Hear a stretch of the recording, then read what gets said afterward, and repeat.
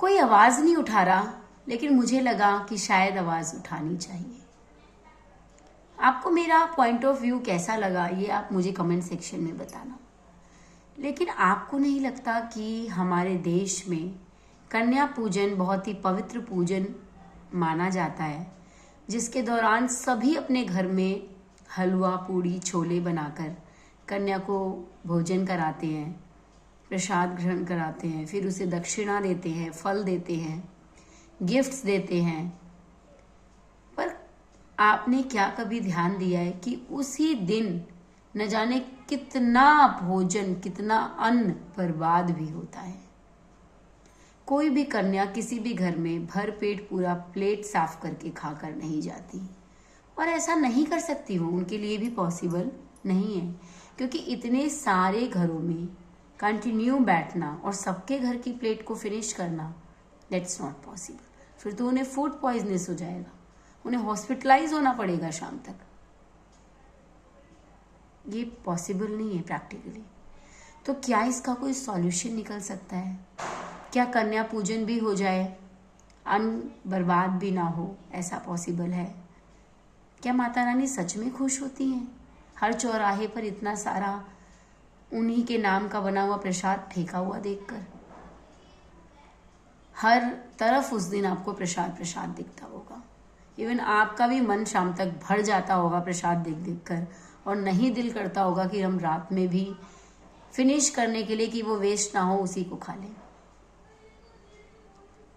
यहाँ तक कि इंसान तो इंसान, गाय भी उस दिन उस भोजन को पसंद नहीं करती, वो भी अपना सर ऐसे घुमा देती है। तो क्या इसका कोई सॉल्यूशन निकालना जरूरी है? क्या उस अन्न के अनादर की जगह हम उस अन्न का सही इस्तेमाल कर सकते हैं, करवा सकते हैं? क्या किसी को, एक पर्सन को अपनी कम्युनिटी में हेड बनाकर और उसके पास 100 रुपीज की कलेक्शन करवाकर, क्या उद्यापन के नाम पर यही प्रसाद बनवाकर ऐसे अनाथालयों में, ऐसे जहाँ पर कोढ़ हुआ रहता है लोगों को, है ना, स्किन डिजीज जो होती हैं, वाइट हो जाता है, ऐसे कुष्ठ रोगियों की जगहों पर, या जहाँ पे वाकई बहुत ही लो लेवल के लोग रहते हैं, जो वाकई नीडी पर्सन हैं, उन गिफ्ट्स में हम जो पैसे लगाते हैं, जो प्लेट्स लेने में हम पैसे लगाते हैं, जो यूजलेस होती हैं, वो प्लास्टिक की प्लेट्स सिर्फ यूज एंड थ्रो में ही यूज होती हैं, उनकी जगह हम डोंगे में ही पूड़ी सब्जी हलवा एक प्रॉपर छोटी सी डिस्पोजल प्लेट में ही दे दें, और ये बड़े छोटे सबको दें उस जगह पर जाकर, और वहाँ गिफ्ट्स की जगह हम कुछ नीडी वस्तुओं का दान कर दें, वस्त्र का, किसी भी ऐसे यूजफुल सामान का जो उन लोगों के काम आए। अगर 100 रुपए मिलाकर एक बड़ी सी कम्युनिटी है जहाँ पर 300, 400, 250 लोग रह रहे हैं, वहाँ ये करा गया, तो मुझे नहीं लगता कि किसी एक वाकई ज़रूरतमंद जगह का हम कुछ हेल्प कर पाएंगे। ऐसा नहीं पॉसिबल है कि नहीं कर पाएंगे, हम कर लेंगे, और हमें करना चाहिए, क्योंकि ये जो हम करते हैं ना, ये सिर्फ हम फॉर्मेलिटी करते हैं, सिर्फ एक फॉर्मेलिटी है ये मेरी नज़र में। क्योंकि ना कोई कन्या मन से बैठती है, ना कोई कन्या मन से खाती है, ना कोई कन्या उस खाना को खा सकती है, ये पॉसिबल है सारा का सारा। गाय भी नहीं खा सकती, कन्या तो छोड़ो। और कन्या के नज़रिए को भी चेंज करने की आवश्यकता है। कन्या का अब नज़रिया हो गया है किसके घर से ज़्यादा महंगा वाला गिफ्ट मिलेगा, कहाँ ज़्यादा पैसे मिलेंगे, कहाँ अच्छी कमाई होगी। इवन वो खुल के इस वर्ड को यूज़ करती हैं, कमाई। तो यहाँ परसेप्शन चेंज पेरेंट्स ही कर सकते हैं कि ये कमाई करने का दिन नहीं है बेटा। आप अपना 90s वाला समय याद करिए, आप भी इसे कमाई का ही नाम देते थे क्या? हो सकता था 1-2 लोग ढोल देते हो, लेकिन मैक्सिमम लोग की सोच इसे कमाई नहीं होती थी। आपने कुछ चेंजिंग्स नहीं फील की? तब 1 रुपये मिलते थे, अब 10 रुपये भी कम लगते हैं। तब कन्याओं को दरवाजा को खटखटा के बुला कर ले जाया जाता था बड़े ही सम्मान के साथ, अब कन्याएं रेडी होकर गली में ही चक्कर काट रही होती हैं कि कोई घर में कन्या पूजन कर रहा हो तो मुझे बुलाएगा, मैं जाऊंगी, वहाँ जाऊंगी, वहाँ के बाद और कोई बुलाएगा, फिर वहाँ जाऊंगी। मतलब पूरी गली का वो बिना कोई कॉन्ट्रैक्ट साइन किए भी एक कॉन्ट्रैक्ट निभा रही होती हैं। हर घर में बैठ बैठ कर कन्या पूजन करा रही होती हैं और उस अन्न को ले जाकर एक जगह स्टोर कर रही होती हैं। स्टोर स्टोर स्टोर, लास्ट में वो कूड़े में जाता है।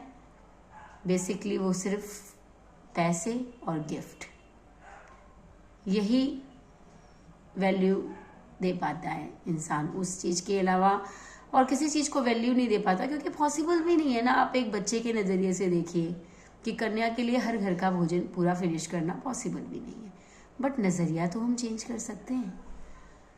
बच्चों को ये तो कह सकते हैं, बेटा गिफ्ट और पैसों पे नज़र मत रखो, आप किसी के घर जा रहे हो, आप इतना सा भोग लगा लो, बहुत है, और वहाँ जो मिल जाए उसे प्रेम से लेकर आओ। ये देख के किसी के घर में एंट्री मत करो कि कहाँ ज़्यादा मिल रहा है, कहाँ कम मिल रहा है, कहाँ मैं जाऊँ कहाँ ना जाऊँ।